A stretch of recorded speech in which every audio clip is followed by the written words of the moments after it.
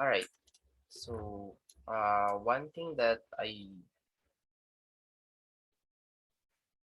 want to show to you guys.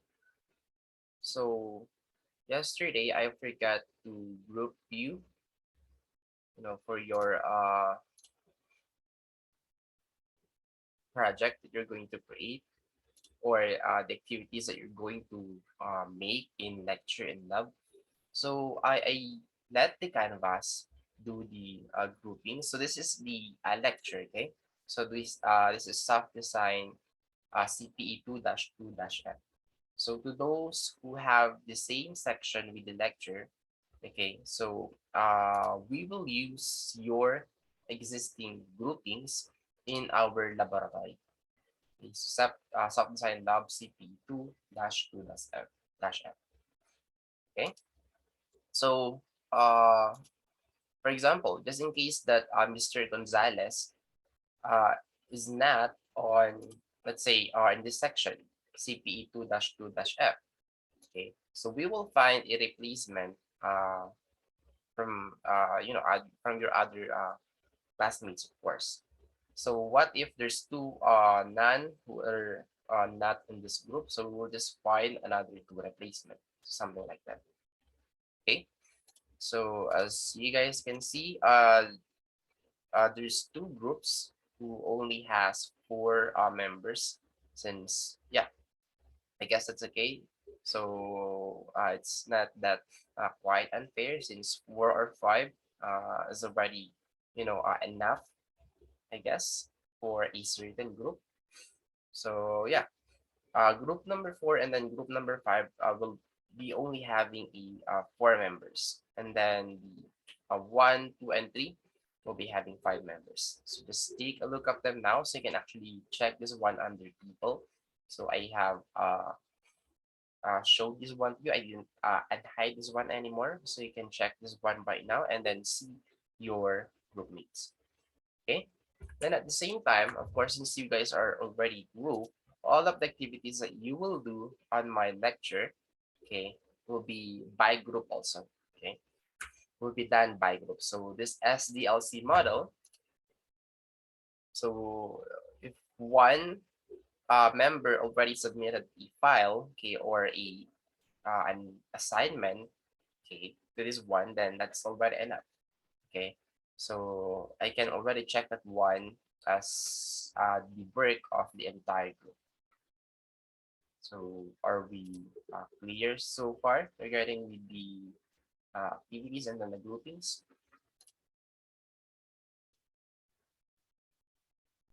Yes, sir. What about the others? Are you guys able to follow what I'm trying to say? Yes, sir. Great. So I can speak that loud, since again, suffering from a mild cough.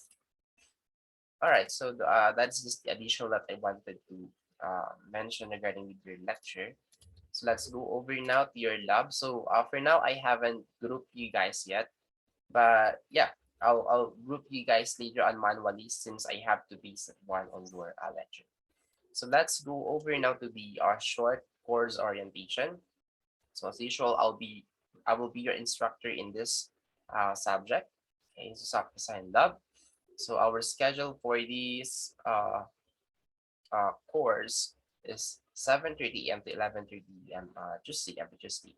So here's a short welcoming homepage, welcoming message rather, and then here's just little about your instructor. So just my name, and then the course format of this subject is of course pure ODL, and in this course here are the CL or course learning outcomes. This course focuses on programming paradigms and constructs data structures and use of standard library functions for manipulating them.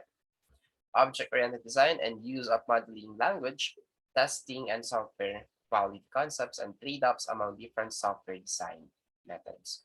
Okay, so we have three course learning outcomes. So first one is recognize and classify natural and man-made systems to identify possible projects to study. Second is perform different tasks in each piece of the system development lifecycle and relate them to the different project methodologies. So we have already discussed this one yesterday under lecture. And last one but not the least is of course write the project document of the proposed system. Wait a second. Are we recording? I think no. Yes po, magre-record po. Recording. Okay, that's good then. Okay, so again, write a project document of the proposed system, which includes system requests, feasibility study, project plan, and methodology and systems specification. Okay, so those three only. And then for now, there is no available ebook yet, so I haven't find one yet. So I will update this one later on once I have found the super related ebook regarding soft design lab. Okay. All right. So I guess that's pretty much it for the homepage. Let's go over now to the syllabus. All right. So everything is the same, except of course for the course description and then course credits. This is a 1 unit lab, 4 hours per week, and then this the same CLO. So the most important thing the syllabus of course is the course content. So as usual, we have from week 1 to week 12, or from week 1 to week 13 rather. Okay. So yeah, of course, the week 1 is already consumed, but we wasn't able to do anything last meeting since again it's still enrollment at that time. Okay, so what we're going to use, well, actually, it's about for the second week. Yeah, second week is already about to end. But let's just say that this will be done in second week, and then this one will be done on third and fourth week. Okay. So yeah, since this module right here only needs one meeting actually. Okay, you guys only need maybe 30 minutes, 30 minutes discussion regarding with this one, and then we're done with week 1 and 2. Okay, and the one that is quite long is actually the project proposal. Okay, so proposing a project is the one that is hardest part, I would say, if you don't have that much idea, if your mind. So this one is a one big problem. Okay, if you don't uh, have anything in mind right now. Okay. Anyway, so week 3 and 4, so we'll discuss the chapter 1 and 2. So chapter 1 is the project overview. Chapter 2 is the chapter design and methodology. And week 5 and 6 will be the chapter 3 alone, okay, which is discussion of findings. And then week 7 and 8 will be the chapter 4, or the conclusions and recommendations. And then 9 and 10 will be, compiling or finalizing all of your modules. I mean, all of your documentation, your chapter 1 to chapter 4. And then week 11 and 12 will be the demo of your project. So yes, you're going to have the final system project on this subject. Okay, so I am saying this one right now so that you can already prepare for what project you're eyeing to make, you're eyeing to create. Okay, so yeah, we'll discuss about that more later. And again, there is no available ebook yet, and then visas of evaluation and grading system are the same. Okay, so are we clear so far regarding syllabus? Any question or clarification? None naman, sir. Okay, so if you guys don't have a question, then let's go over now to your module. So again, to those who haven't submitted their 1 minute video yet, please submit them until today only since the due date is today, January 8th. Okay? And then just do take note that your exam schedule will be on February 15, and then final exam will be on April 5. Okay, so one more thing, you're not going to have a final exam anymore. Your final exam will be your final project. Okay, so are we clear so far regarding with that? No final exam anymore. Your final exam will, or your final project rather, will serve as your final exam. That is the one that I will be grading as your final exam. Okay. All right then. So let's go over now to the week 1 and 2. So under week 1 and 2, there's only one module that we're going to discuss. So supposedly I will discuss this one on lecture. Okay, but it took us so much time just to finish the module 1 and 2 on week 1 to 3 on self-design lecture. So what we're going to do is we'll just discuss this one today. Okay, right now, this is module 1, design thinking, and yeah, later on we'll discuss more about your assessment and then case study. So you guys already know what to do with this one. What important is this title proposal? Okay. So without further ado, let's begin now with the module 1, design thinking. So are you guys now ready?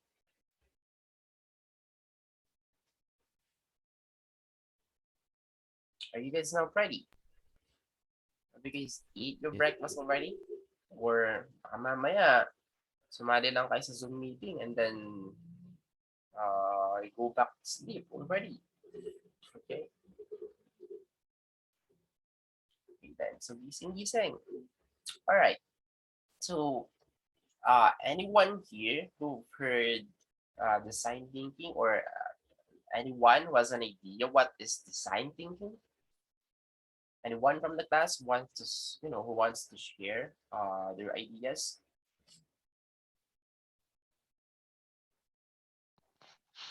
Sir, is it Uh, like parang sa brainstorming ba, sir?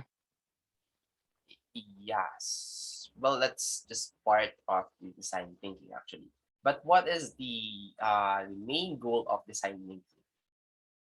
Do you have an idea? The main goal. Okay, why do we have design thinking anyway?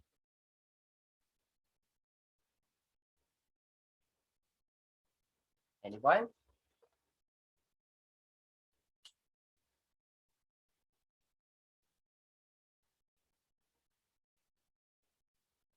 All right. So it seems that no one has, or maybe you guys have an idea, or uh, yeah, you have something in your mind, but you're just being shy to share your idea. Anyway, so let's just go over with a short overview of what is design thinking. So design thinking is the ability to think like a designer. And then when we say designer, you need not just a simple uh, a person. Okay, so designer is like a thinker of a new thing. Okay, so it's like an inventor. A designer is equal to an inventor when it comes to design thinking. Okay, so it is an open-minded problem-solving approach and incorporating a human-centered approach, a questioning mind, multi-sensory observations, cross-domain application, and prototyping. So those are the parts that you guys need to know when it comes to design. So it's an iterative process that teams use to understand users, challenge assumptions, redefine problems, and create innovative solutions to prototype and test. Okay. So in other words, you could say that design thinking is also a methodology. Well, in fact, it's actually a methodology, but it's more on business. Okay, it's more on entrepreneur companies. So it's not just for anyone, but it's for innovators or creators or inventors. Okay, so this is what they use if they want to come up with new invention, with new product, with new system. Like everything is new. Okay, so uh you don't just improve a certain system, but you create a new one. Okay, that's the main uh, reason why you're going to use design thinking to come up with new ideas. Okay, so in order for you to execute this one, of course, you have to brainstorm. Okay, hard to brainstorm, and of course, in this we're going to think ideas. propose as many project as you can, and then once you have maybe let's say finalize everything, let's say 5 ideas or 10 ideas or proposals, and that's the time that you can empathize your project. Okay, define your project, ideate, prototype, and then test. So empathize. So it's very straightforward. Just put yourself to the user, to the people who's going to use your system, and then once you're done, understanding what they need, uh, will they like your project, the things that you might need to change, as early as of now before implementing your project officially. So yeah, once you're done with this one, then you can now define your project. Okay, how to do that? Okay, how will you execute your plans? Okay, how will you deal with the problems that you have encountered, and so on and so forth. And then in gate, you might want to add some new features or new ideas. Okay, not just uh not just what is the goal of your project, but you can come up with extra features. Okay, so this is also one good part of this design thinking, because like for example, we buy a cell phone because we wanted to to text, to call, to maybe watch some YouTube videos, or anything that you can to play games, or anything that you normally do on your smartphone. But what if you invented a phone that has that you can measure your BP, your blood pressure? So Samsung have done that already. So that is their main edge over the other phones. So yeah, even though it's much more pricier, but it has more fancier features. Like it has a lot of extra features. Even though that person doesn't really need that one, but the person is rich, so of course he will always go for the best. He'll always go for the top peak of everything. Okay, that's the mindset of everyone. Okay, so we always wanted to have the best. We always wanted to have the top notch of top notch. Okay, of everything. So yeah, add more extra features. Okay, and then once you're done with that one, then you can start prototyping and then testing. Then of course this one is like infinite. So even though you're done in this final project of yours, of course you can add more. So you can eat more, you can add more features. So as you can see, it's just looping, so it doesn't end. If you have new idea, if you have new features again, then you can ideate again. So we could say that this one is a never ending cycle of methodology. Okay, so yeah, that's for the overview of the design thinking. Anyway, so let's go on to the next slide. So why is design thinking important? Because it's the human-centered approach. It always puts itself to the user, the people who's going to use your product, and then you have a question in mind.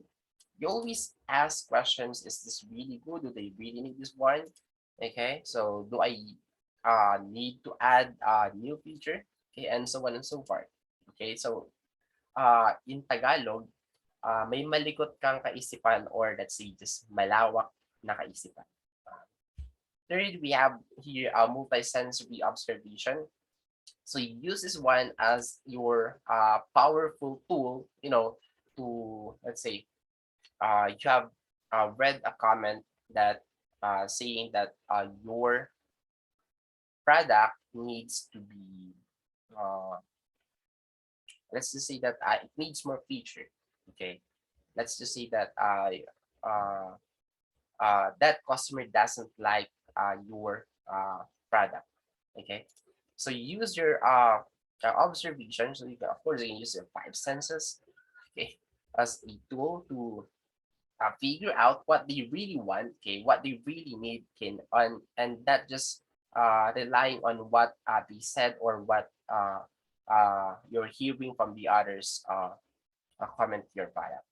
Okay, so yeah, multi-sensory observation.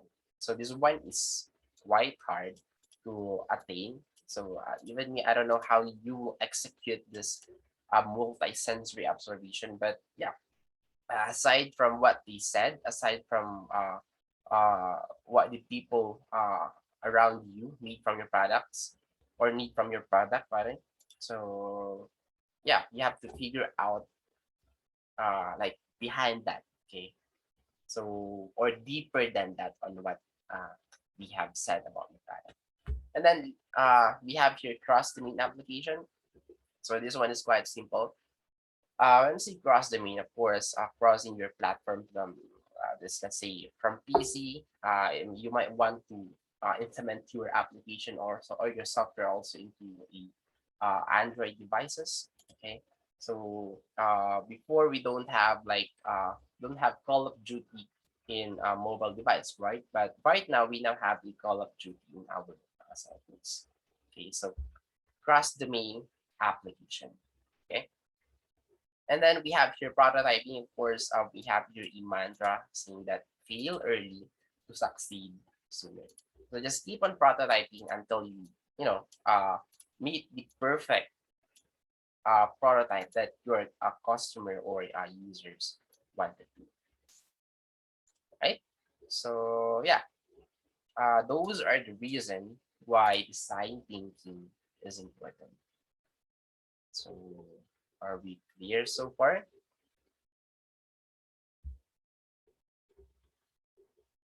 Yes, sir. Any questions or clarifications?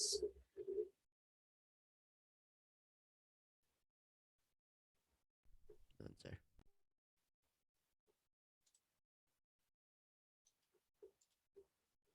So if ever that you guys have a question, so just let me know, okay? Anyway, so here's more definition on what is design thinking. Okay naman po, sir. Alright. So design thinking broadly refers to the application of design methodology. So this is like what I mentioned a while ago. So this one is also methodology, but in it's just in terms of designing, okay, or coming up to a new ideas. So it involves the use of both, of course, left brain and then right brain. So your logic thinking and then creativity thinking to seek connections for problem identification, ideation, and solution. Okay. So we have here the process or the stage process of a design thinking. So again, of course, we empathize, we define, we create, we prototype, and then we test. Okay. Now, if there are things that you need to, let's say, clarify, let's say you're done in empathizing, so of course you will go to define. Okay. Or let's say you're done prototyping and then testing, but let's say you need more ideas or you need to refine your features, then you can also jump to prototyping real quick. Okay, or you can of course you can think uh, new idea. Okay, just like what we have a while ago, we have the endless loop of prototyping and then testing and then iterate, or from prototyping to iterate and then prototyping to iterate and then testing again. Okay, so that depends on how you uh, execute your plan.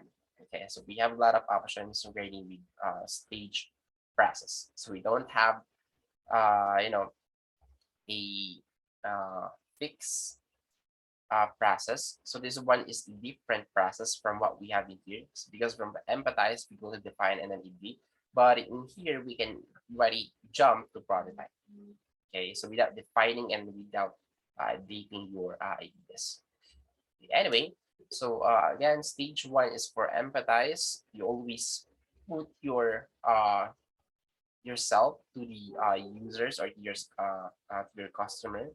So what do they really need? Okay, what do you really need to do in order for them to maybe like your product more than the others? Okay, so you should gain an empathetic understanding of the problem you're trying to solve. So typically, through user research, empathy is crucial to a human-centered design process such as design thinking because it allows you to set aside your own assumptions about the world and gain real insight into users and their needs. Okay, so in other words, just put yourself into your customer's shoes. So that's the best description of empathizing other people. And then of course, next is define. Okay. So needs and state your users' needs and problems. So it's time to accumulate information gathered during the empathize stage. You then analyze your observations and synthesize them to define the core problems you and your team have identified. Okay, because maybe there is a confusion, okay, with your product. So they thought that this one is for maybe a food. Let's see about food. Let's just see that your product is, let's say, about food, but for the other customers, your product is for this different thing, not for food. Like for example, this one thinks that this one your product is like orange, but this one thinks that orange, maybe it's the uh, orange crayon. Okay? So what I'm trying to say is your product is not well defined. Okay, so it causes confusion to your customer or to your users. So make it simple, make it usable. Okay, make it as a friendly user as possible. Okay, do not or avoid uh, confusing your customers or users. Okay. So here, these definitions are called problem statements. So you can create personas to help keep your efforts human-centered before proceeding to edition. So what are personas? So persona can be a fictional character, so which you create based upon your research in order to represent different user types that might use your service, product, site, or brand in a similar way. So creating personas helps designer to understand users needs, experience, behaviors, and events. Okay, so you can think of a let's say 5 persona. Of course, you can start with the boy, with the girl, also with their ages. Let's see, a young and then old. Uh, let's say you can also go with different jobs of people. So we can create a lot of different personas depending on character that you wanted to create. Okay.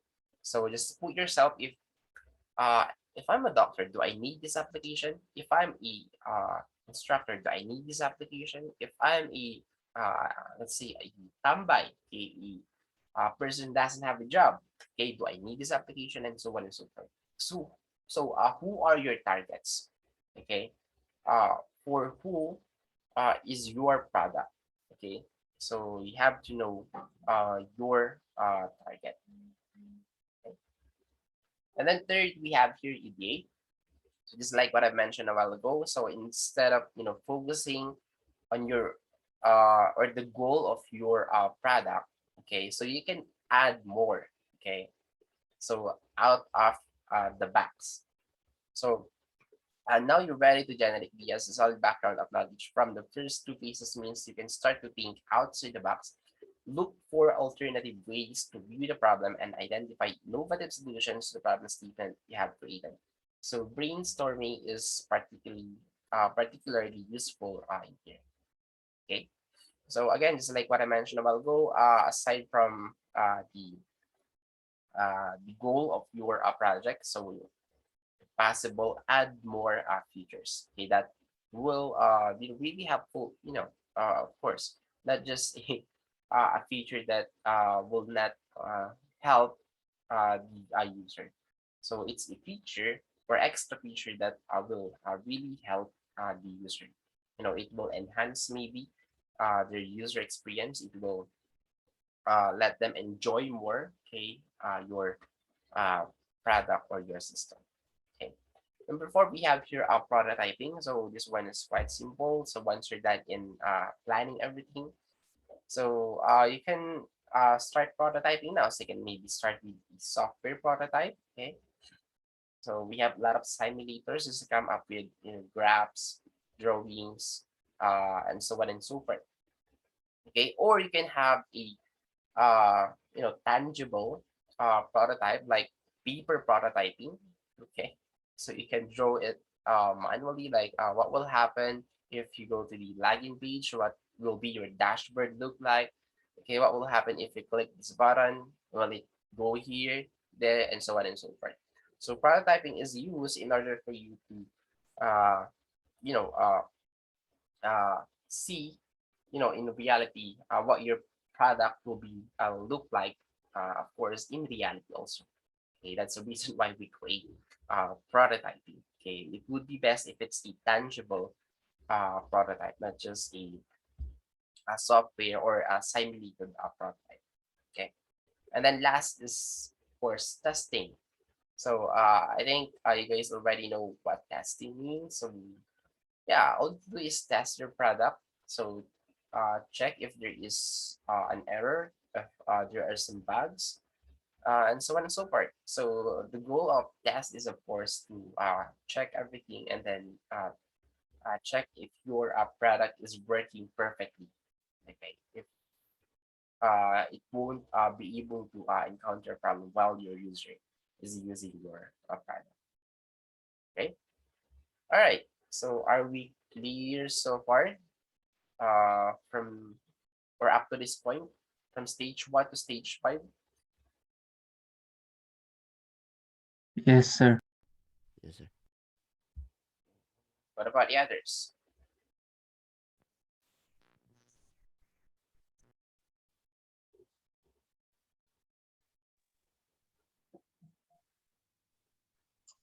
Great.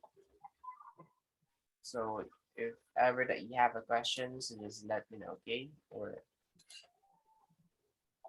anyway, so we don't have enough time anymore. I guess we now only have 30 seconds left. So we will just continue this one on part two. So goodbye for now and then see you guys later. Thank you, sir. Thank you, sir.